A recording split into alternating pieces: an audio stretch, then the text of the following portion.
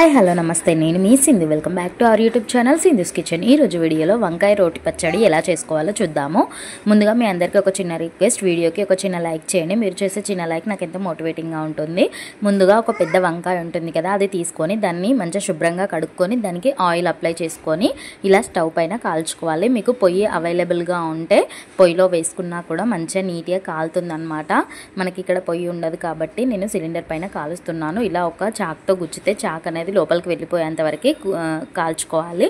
ఆ తర్వాత ఒక చిన్న ప్యాన్ తీసుకొని దాంట్లో ఒక టేబుల్ స్పూన్ వరకు ఆయిల్ వేసుకోవాలి. దాంట్లోనే కొన్ని పల్లీలు, ఇది మసాలా ప్రిపేర్ చేసుకుంటున్నాం అనమాట వంకాయ పచ్చడికి.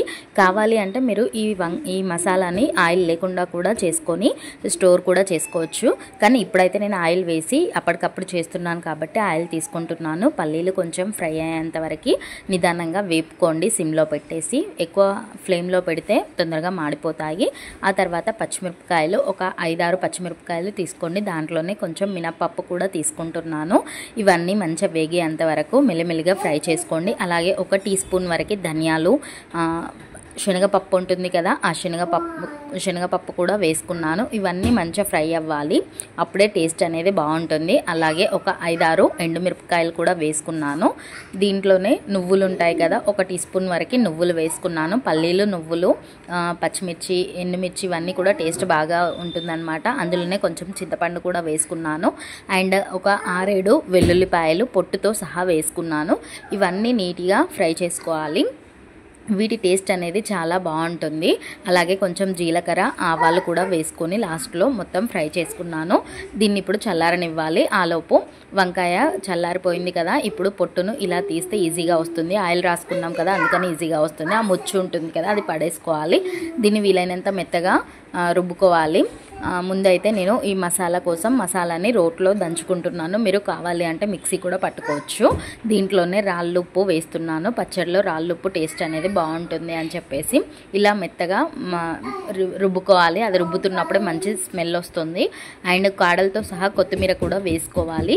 ఇవన్నీ ఆ తర్వాత మనం తీసుకున్న వంకాయ ఉంది కదా, ఆ వంకాయను కూడా కొంచెం కొంచెంగా వేసుకుంటూ మొత్తం కలిసేట్టుగా నీట్గా దంచుకోవాలి.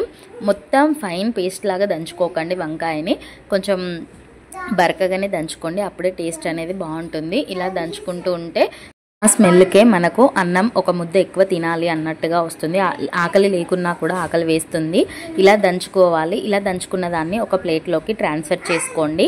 మొత్తం మనం తీసుకున్న గుజ్జు అంతా అయిపోయేంత వరకు ఇలా దంచుకోండి. కొంచెం బరకగా దంచుకున్న తర్వాత ఒక ప్లేట్లోకి అయితే ట్రాన్స్ఫర్ చేసుకోండి. ప్లేట్లోకి ట్రాన్స్ఫర్ చేసుకున్న తర్వాత మళ్ళీ ఇందాక మనము మసాలా వేయించుకున్నాం కదా, అదే ప్యాన్లో పోపు వేసుకోండి. ఆవాలు, జీలకర్ర, పప్పులు, ఎండుమిర్చి, కరివేపాకు వేసి పోపు అయితే వేసుకోండి. ఆ పోపుని ఇందులో కలిపేసి మొత్తం అంతా కలిసేట్టుగా నీట్గా కలుపుకోండి. పోపు లేకుండా కూడా టేస్ట్ అనేది బాగుంటుంది. కానీ కొంతమందికి పోపు ఇష్టం కదా, నాకు కూడా పోపు ఇష్టం కాబట్టి నేను ఇందులో పోపు కూడా వేసుకున్నాను. అంతే అండి, సింపుల్గా వంకాయ రోటి పచ్చడి రెడీ. నచ్చితే లైక్ చేయండి.